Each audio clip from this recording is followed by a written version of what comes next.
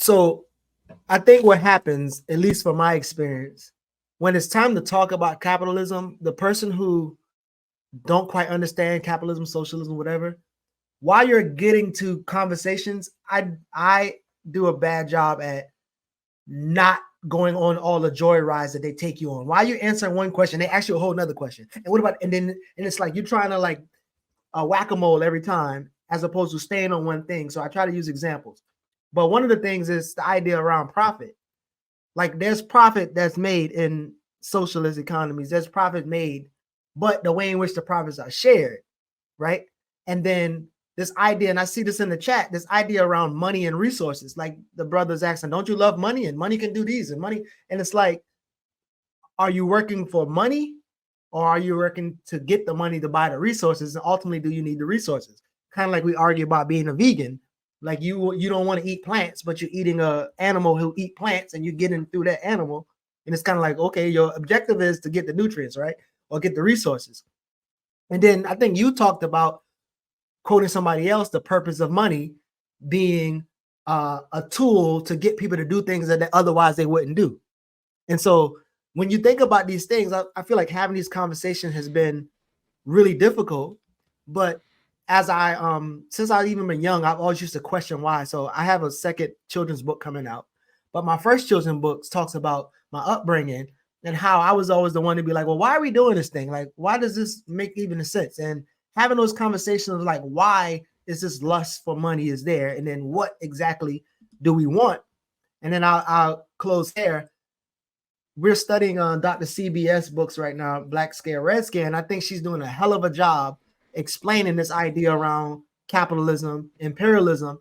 And as I said to her, and me and Ricky was talking about it, I think the way she handles Garvey in this book really kind of deals with the fact that although he wasn't a communist or socialist, which he advocated making sure that people had that clarity, he also was a threat to the U.S. capitalist status quo.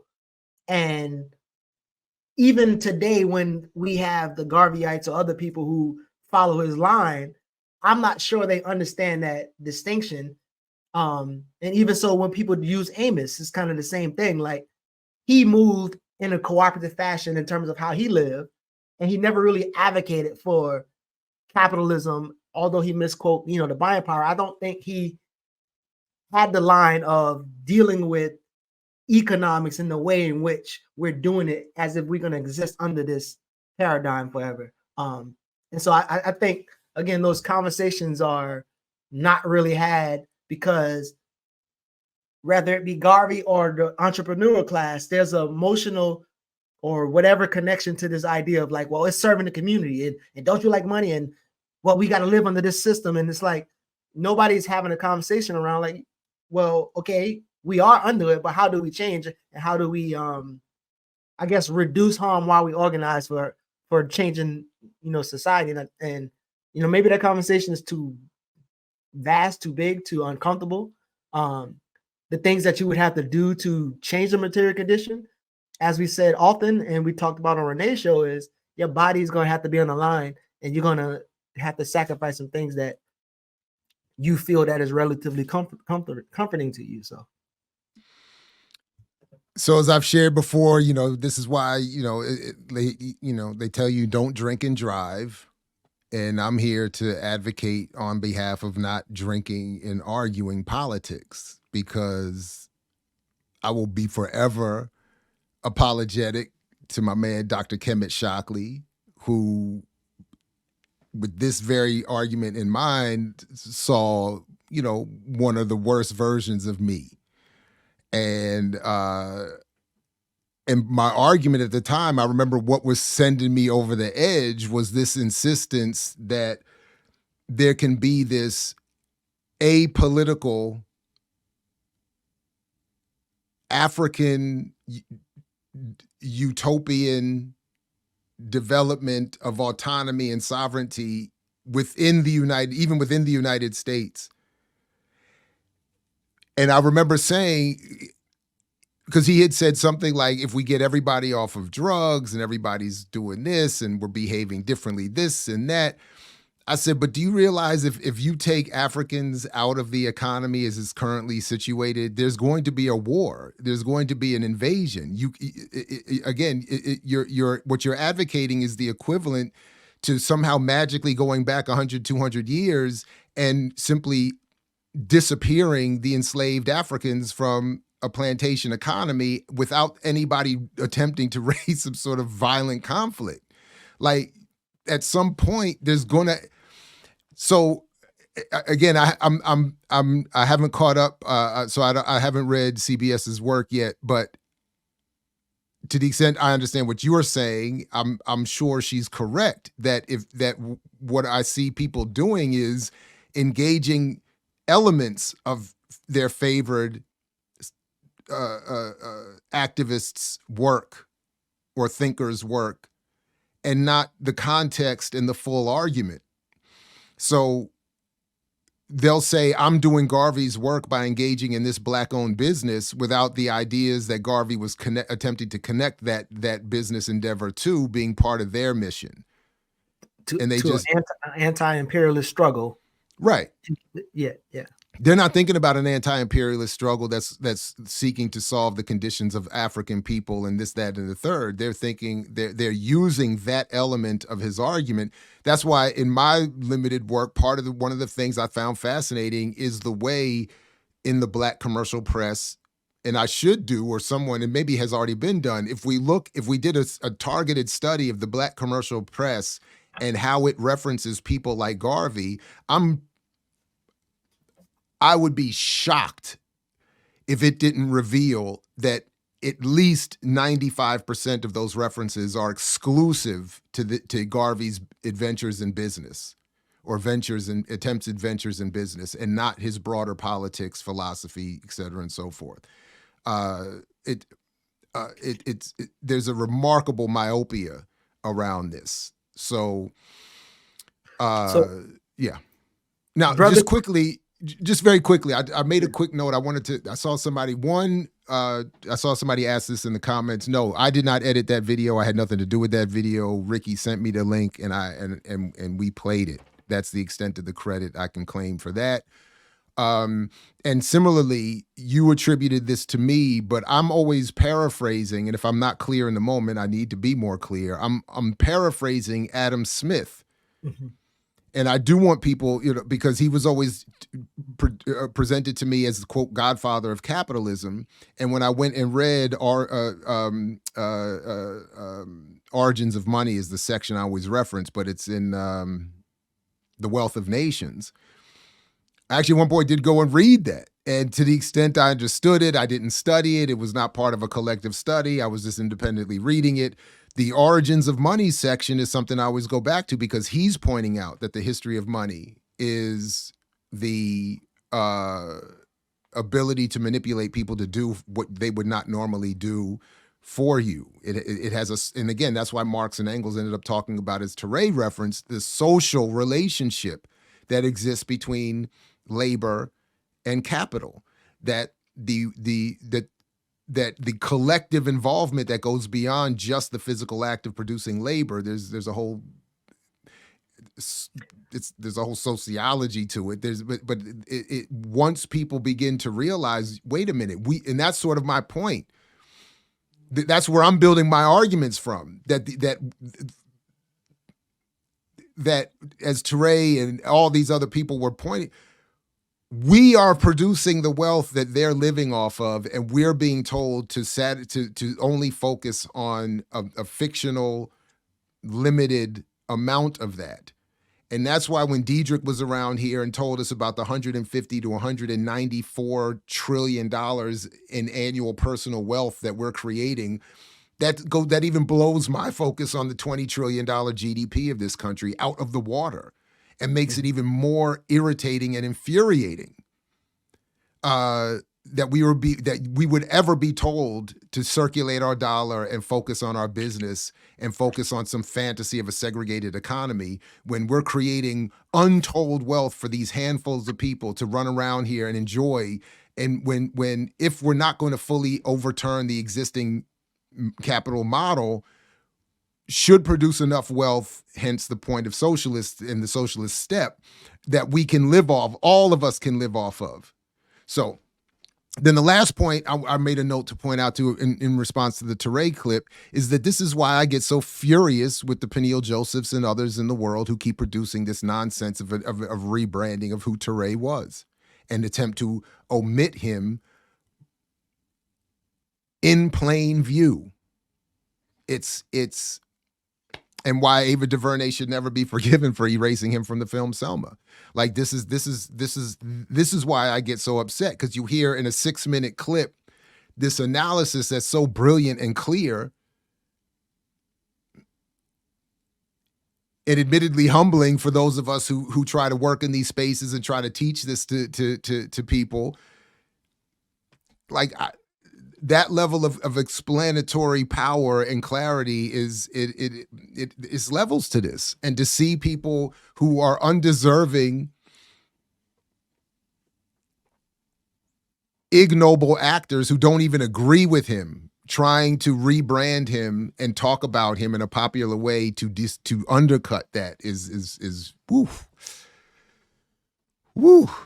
infuriating. So I'm mixing your methodology with mine and a couple other people. So people Brother Chris, and I've saw multiple of his comments, but I'm either asking you to come online and argue your point or argue your questions, write it out, which maybe you write some questions out, or tell me the last book you read. Because I feel like the questions that normally, and again, this is larger than Brother Chris, it's like these questions are normally a reaction. And then when you ask them simple questions about capitalism, it's almost like they either avoid it or are not able to kind of deal with those I guess contradictions, or even acknowledge those contradictions. So yeah, I'm always curious about that. So Brother Chris, if you could tell me like maybe the last book you read, maybe, because one of the funny thing was when I did that do-it-yourself voice critique, I used some clips of you and Frank Chapman, and they played a clip, and I played a clip of Kwame Ture, how people always say, oh, I know socialism don't work. My teacher told me it doesn't work. And it's like nobody's ever read or studied anything about it. So look, I gotta come back to it, but I would encourage Chris and others to answer that specific question. How would money be used in a socialist economy? Go back and check out this work here, or the videos that I've started to do on the chapter, reviewing the book and the chapters, and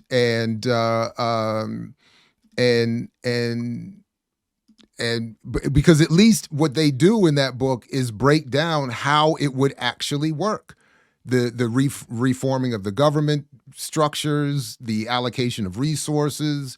They do what I think I and others have been wanting to see done for a long time, which is to take the socialist argument and make it plain, make it so it doesn't there are flaws, there are gaps, there are issues. It's not perfect. It doesn't answer everything. But if you really want an honest to endeavor an honest answer to your question, that would be a good place to start. What's that? Well, I don't know, but the point of me asking what's the last book you read is more so to understand the type of temperature that people are on. So if you tell me Think and Grow Rich or whatever, some shit like that, I'm just like, okay, no need to have the conversation. Well, I mean, I would be more specific. My question, I would be more interested in what is the last thing that folks critical of socialism have read about socialism, right? Not just what is their last book. To what extent have you actually looked to study that argument? And again, I'm not even in this moment, I'm seriously not even attempting to be the socialist flag waver. I'm just simply saying that if you want if you want to see how people in the socialist community, so to speak, are attempting to answer these questions, they have answers. They're putting the work out there. Speaking of last book, could you get to that link? So there's a post from Akil Parker, a brother from Baltimore, lives in Philly, and I think he goes back and forth to Baltimore and Philly, but he posted how he read The Black Bourgeoisie recently, or he had to reread it. And in the comments, if you could see, I asked him like, "Yo, what was your takeaway?"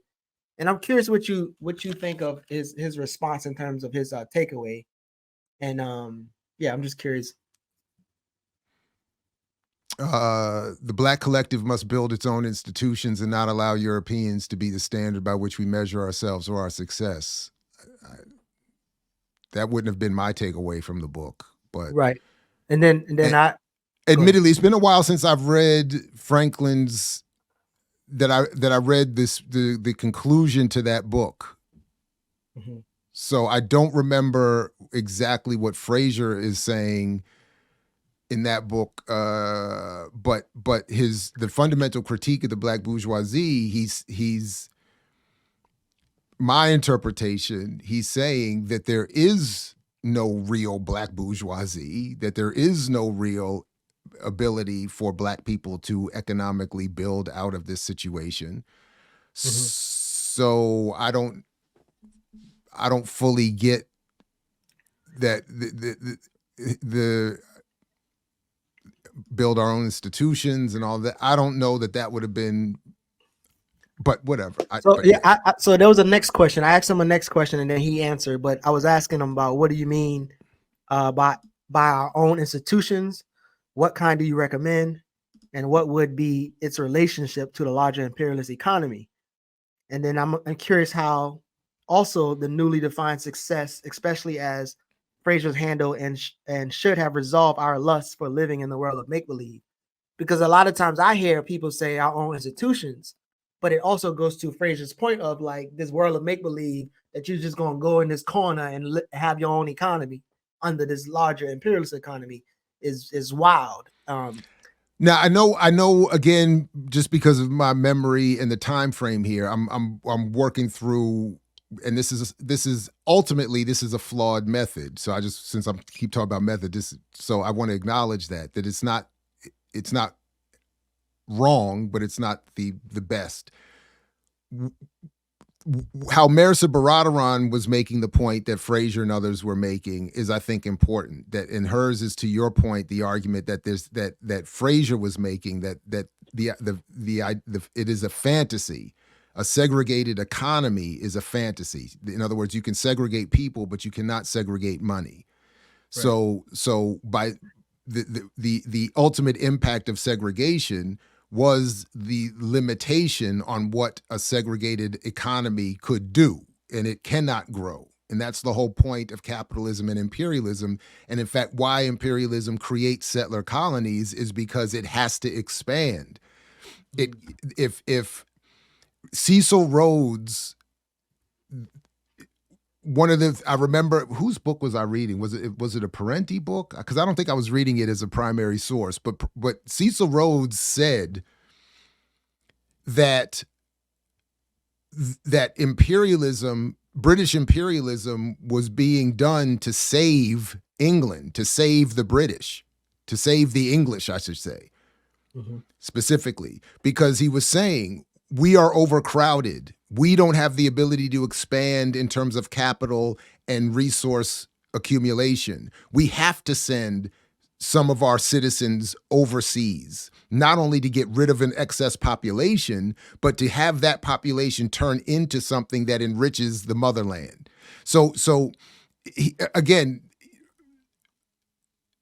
that's the flaw in this whole fantasy that you're talking about, that as Akil is saying in these comments, we can somehow create our own schools, hospitals, farms, grocery stores, entertainment venues, et cetera, and so forth. It is a fundamental misunderstanding of the economy. And then when I see reference to entertainment, et cetera, I think it's also a fundamental misunderstanding of media in a colonial context, in a colony. Entertainment is not entertainment is political. So to the point I was getting at about my years ago exchange with Dr. Shockley, if the idea that you're going to separate and create an autonomous, sovereign Black media entertainment environment that somehow interrupts the role of media as psychological warfare for the ruling elite, without conflict, without having had already assumed political power, is to me, even more bananas than the claims around a segregated economy.